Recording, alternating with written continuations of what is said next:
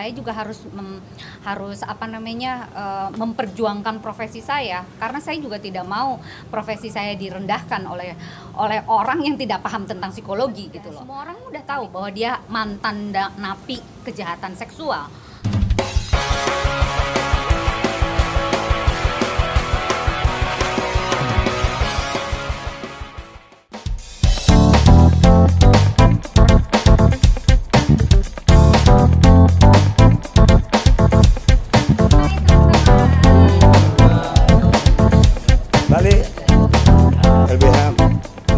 Sementara yang belum hadir, oh ya, kalau gitu itu deh, Ibam, sini Bang. Ibam buka dulu Bang. Oke, kita mulai aja ya. Rokoknya tuh, rokok siapa? Oh iya, saya.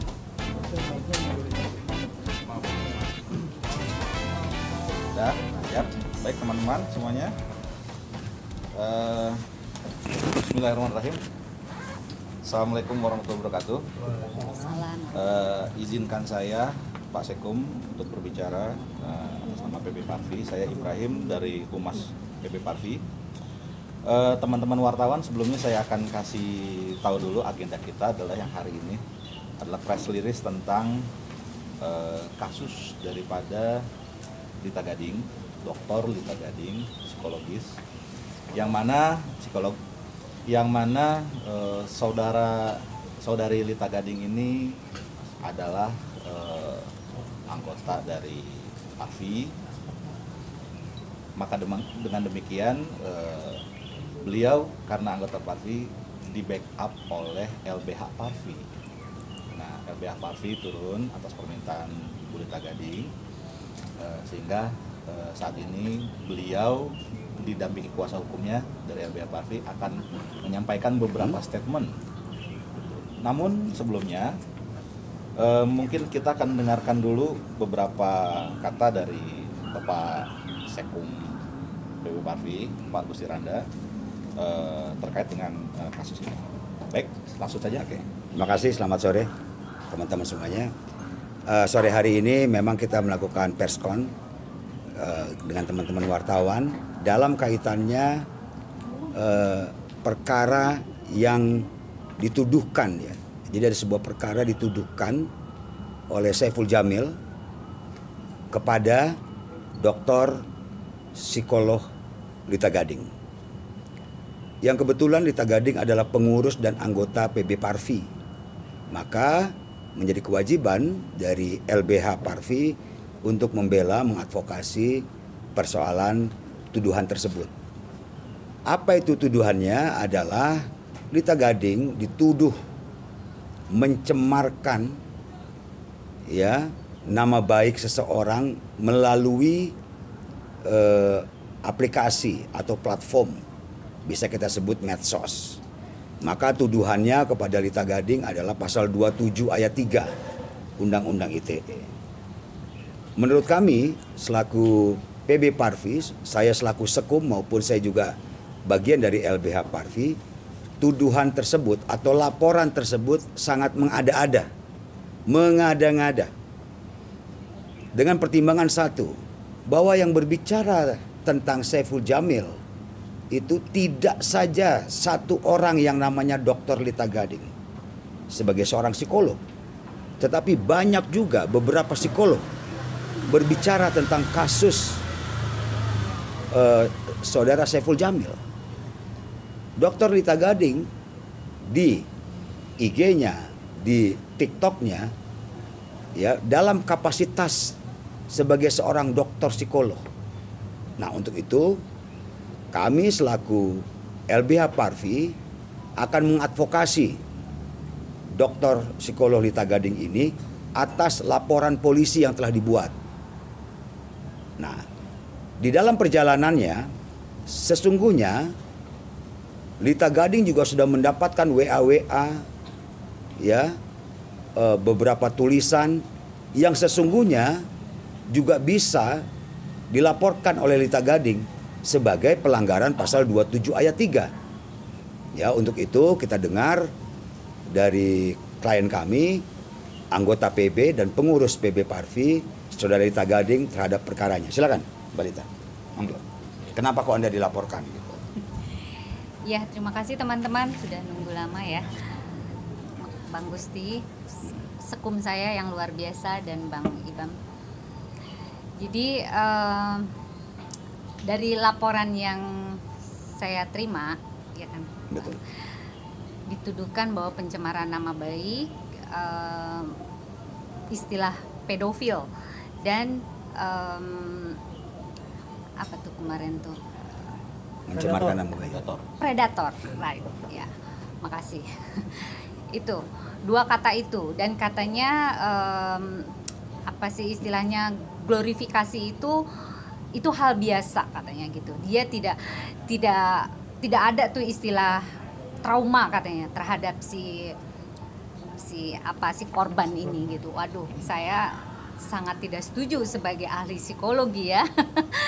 Karena yang tahu tentang trauma atau tidak adalah saya sebagai seorang psikolog dan teman-teman psikolog lainnya, bukan seorang pengacara, betul? Nah, seperti itu aja. Jadi saya kembalikan lagi kepada teman-teman, mungkin teman-teman paham lah tentang hal ini karena sudah divonis kan. Itu gitu. Sebetulnya masalah ini bukan masalah glorifikasinya saja, namun ya itu tadi, bagaimana sih perasaan korban. Itu yang saya tekankan di situ. Dengan glorifikasinya yang jor-joran seperti itu, bagaimana perasaan korban? Itu saja sih yang sebenarnya. Ya, kata istilah pedofil sih menurut saya tidak, malah justru saya mengcounter opini publik justru gitu. Yang seperti saya sudah kirim ke teman-teman ya, bukti videonya bahwa saya tidak ada kata-kata itu secara eksplisit. Namun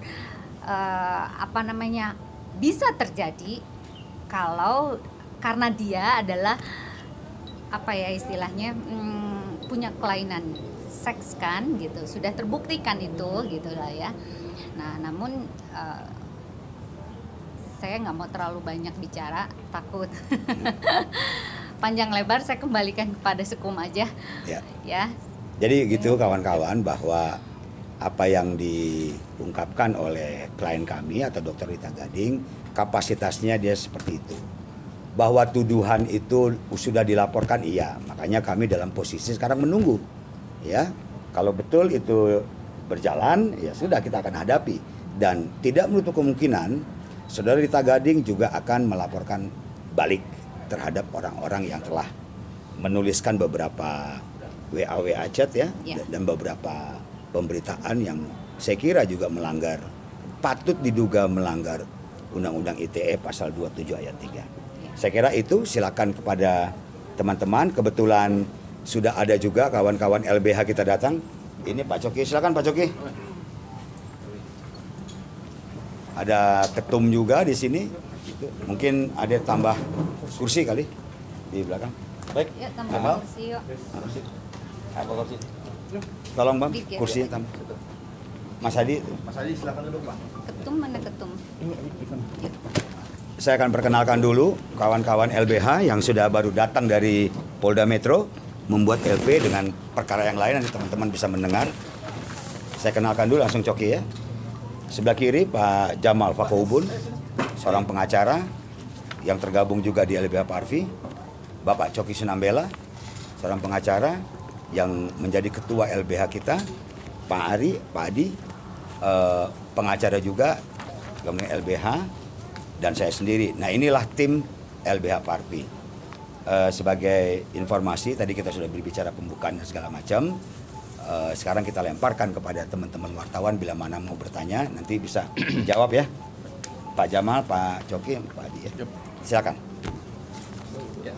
Begini, terkait dengan pelaporan yang dianggap tadi Pak Gusti dari LBH mengatakan bukan hanya psikolog Bu Lita yang mengatakan itu, artinya banyak.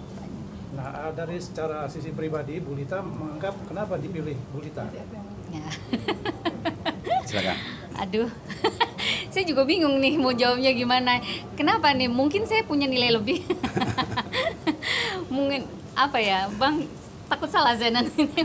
Ya, mungkin Pak Coki bisa membantu. Kenapa kok Mbak Lita Gading malah yang disasar, bukan beberapa psikolog yang lain? Jadi memang itu bisa saja pilihan dari si pelapor, karena mungkin tadi seperti disampaikan oleh Bu Lita, dia cukup cukup menjual ya, dan memang beberapa pendapatnya itu kontroversial, walaupun sebenarnya tujuannya adalah untuk pembenaran. Ya, soal pembenaran dari sisi keilmuan sebenarnya, edukasi kepada masyarakat. Artinya memang ini kan sudah selesai putusannya dan masyarakat sudah tahu. Karena putusan ini sudah terbuka untuk umum dan masyarakat sudah tahu. Dan sebelumnya memang bukan Dr. Lita yang mengajukan itu, sudah ada dulu polling petisi. Sudah ada petisi, sudah ada juga dari organisasi KPI juga sudah ada juga KPAI, ada juga dari yang peduli dengan anak-anak dan soal itu tadi, dan artinya diminta pendapat bagaimana dengan soal keilmuannya dari Dr. Lita Gading.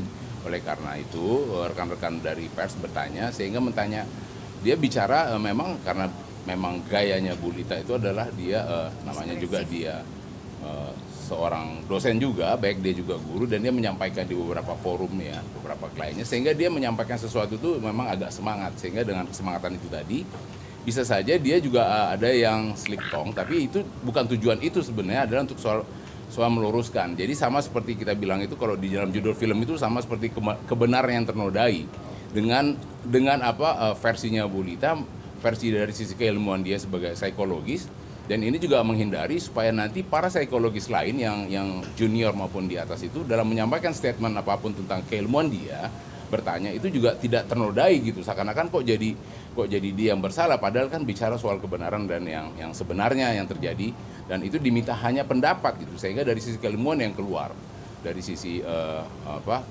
bidang dia yang memang dia kuasai selama ini. Dan kebetulan kenapa Bu Dr. Lita yang terpilih ya seperti itu faktanya ada di lapangan, sehingga itu adalah choice dari si pelapor sebenarnya. Dari dia sendiri memilih mana yang harus ini, dan memang yang menjual kayaknya Dr. Lita Gading, karena kalau kita lihat ya mungkin dia juga cukup eye catching ya bagi kalau lihat dari kawan-kawan pers ya maupun infotainment.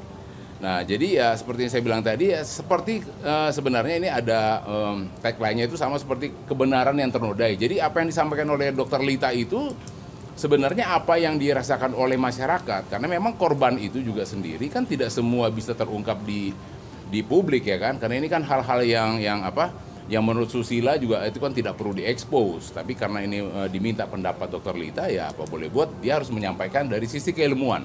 Saya pikir itu yang bisa saya sampaikan, dan kebetulan Dr. Lita Gading ini adalah sebagai anggota Parvi. Oleh karena itu kami lewat Sekum juga dengan KSB, Ketua Sekretaris Bendahara dari Parvi, bahwa Bu Lita sedang dalam posisi sama seperti terlapor, atau bahasa kita tadi yang kebenaran yang ternodai itu dalam menyampaikan statementnya dia itu, sehingga dia dilaporkan ke polisi. Oleh karena itu tidak ada salahnya kami sebagai LBH Parvi membantu baik secara pro deo dan pro bono. Kalau LBH kan jelas pro deo pro bono membantu. Anggota kami khususnya anggota Parvi dan Dr. Lita Gading adalah salah satu pengurus PB, pengurus besar, sehingga kami berkepentingan untuk membantu Dr. Lita Gading dalam sisi pemeriksaan nanti di polisi. Kira-kira seperti itu, Bang. Kedepannya seperti apa? Kan udah dilaporkan itu. Kedepannya seperti apa?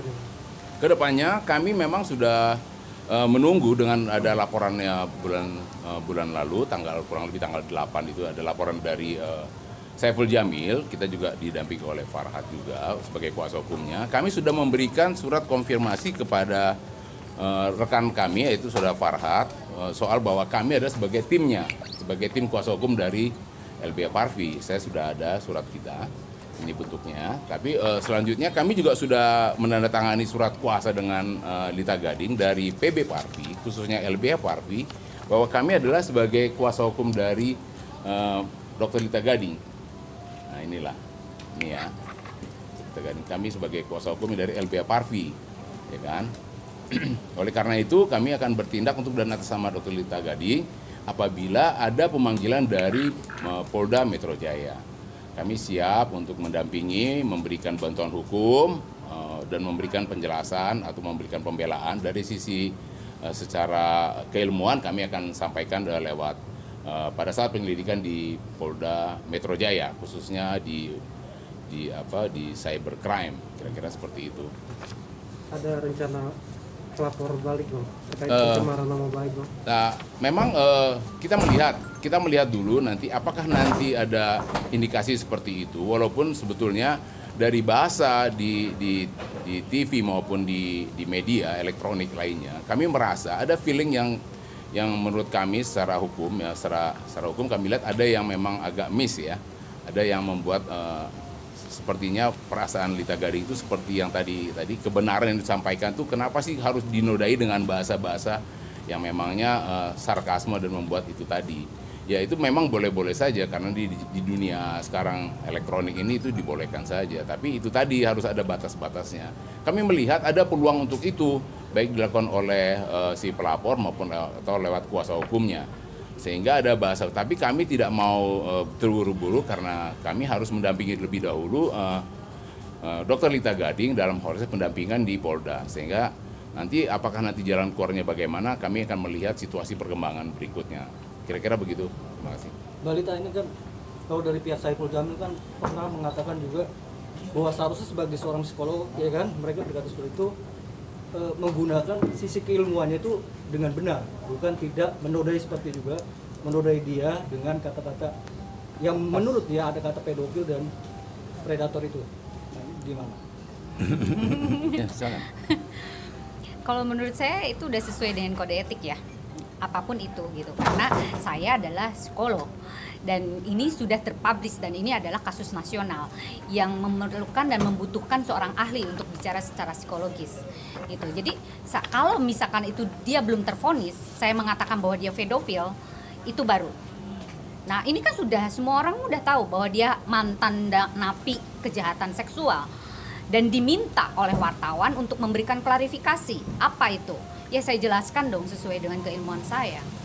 Tapi kata bahasa pedofil itu sendiri kan, Mbak Lita tahu sendiri nggak dengan batasan umurnya itu seperti apa? Saya tahu dan saya sudah jelaskan, ada di video, Anda silahkan lihat. Dan itu saya tidak memberikan kata pedofil, hanya memberikan tagline Saiful Jamil pedofil tanda tanya 3 kali. Hanya itu. Jadi kalau memang itu menginterpretasikan bahwa dia pedofil, ya urusan dia dong gitu kan. Nah sekarang tinggal teman-teman saja, apakah teman-teman juga menyetujui pendapat saya dengan ahli-ahli yang lain atau punya pendapat lain, itu kan terserah juga. Namun apa yang saya sampaikan itu tidak melanggar kode etik, selesai. Itu aja. Berarti nggak takut ya Mbak? Saya tidak takut karena saya benar gitu ya. Jadi apapun yang harus saya luruskan sesuai dengan keilmuan saya, yuk. Gue borong. Pernah ketemu nggak sama Saiful Jamil? Kenapa belum pernah? Ketemu aja nggak pernah dan kenal pun juga nggak pernah. Duet itu saya nggak kenal. Ya, saya tidak pernah ketemu sama mereka sedikit pun. Dan saya pernah juga dilecehkan, ya boleh disebutkan? Nggak usah. Nggak usah. Artinya Okay. itu nanti itulah Ya. energi kita lah. Oke. Sudah ada komunikasi Pak, artinya dari pihak sana coba hubungin atau? Saya sudah kembalikan kepada tim saya tidak mau berkomentar apapun. Jadi alangkah baiknya mereka yang expert menjelaskan dari sisi yang lain. Tapi Mbak Lita waktu itu ketika menggunakan kata-kata itu ada dorongan apa? Artinya ketika memang Saiful waktu itu dia keluar dengan sambutan seperti itu glorifikasi sehingga Mbak Lita melirik dengan sendiri ya, artinya menggunakan bahasa-bahasa itu yang artinya juga menyinggung mungkin menurut dia kan menyinggung. Jadi saya mohon teman-teman juga harus lihat ya video-video saya yang sudah saya sebarkan itu.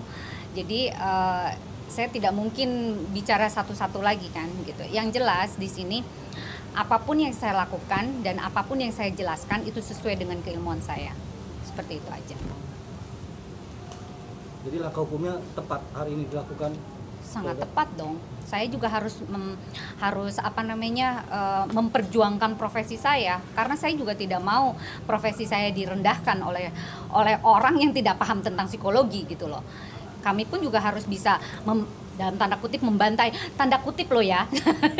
Jangan nanti diinterpretasikan salah lagi gitu kan, membantai profesi lain gitu. Itu sangat tidak baik juga untuk profesi saya, apalagi untuk adik-adik saya nanti gitu, para junior saya yang saya juga di dalam Lita Gading Consultant juga merekrut psikolog-psikolog muda gitu ya. Ada 150 orang di Lita Gading Consultant. Itu mereka mengatakan bahwa bagaimana menurut Anda tentang kasus saya? Lebih baik saya diam. So what kalau kayak begitu? Mau diapain dunia ini kalau tidak ada ahli untuk bicara seorang seperti ini? Ini kejahatan seksual. Dan ini bahaya kalau terus begitu. Boleh dijelasin lagi nggak sih? Kan ini cuma respon bahwa kita mengadvokasi Mbak Lita. Jadi saya kira apa yang kita jelaskan pada sore hari ini adalah kita bagian dari kuasa hukum Lita Gading, itu dari LBH Pak Arfi, seperti Pak Coki bilang, mengadvokasi Lita Gading bila mana nanti ada panggilan dari tindak lanjut dari laporannya si Saiful Jamil. Kira-kira itu poinnya.